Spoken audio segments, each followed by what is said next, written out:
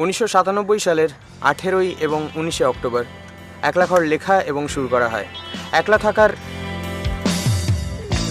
থাকার বাধ্যতা এবং সুবিধাগুলো নিয়ে চর্চা করাই প্রধান উদ্দেশ্য ছিল।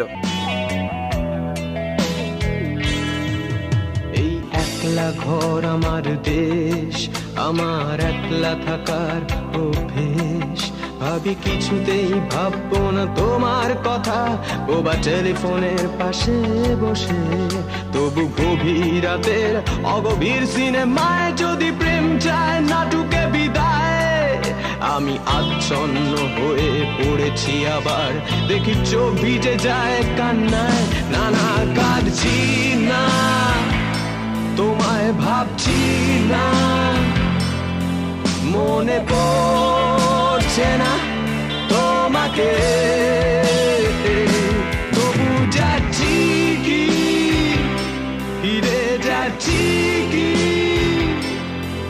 সেই ফেলে আসা অতীতে। এটাই আমার একলা ঘর, এখানেই লেখা হয়েছে ফসিলসের সমস্ত গান। এটাই আমার কাজের জায়গা। এখান থেকেই শুরু হয়েছে ফসিলসের বাপ ঠাকুরদা, 14 পুরুষ এবং ফসিল স্বয়ং।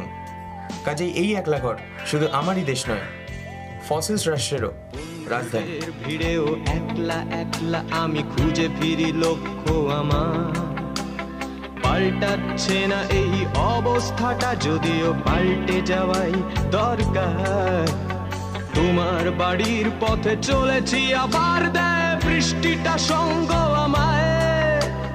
জানালার কাছে তুমি দেখতে পাবে কি নাকি ঝাপসাতা ঘোর বর্ষায়। না না যাচ্ছি না, কোথাও যাচ্ছি না, খুঁজে পাচ্ছি না সে পথটাকে।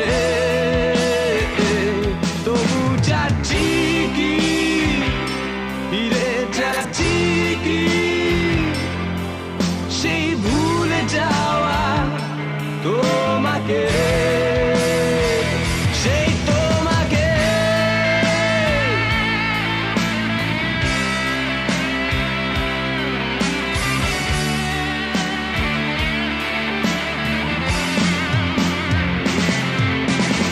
না কাঁদছি না, তোমায় ভাবছি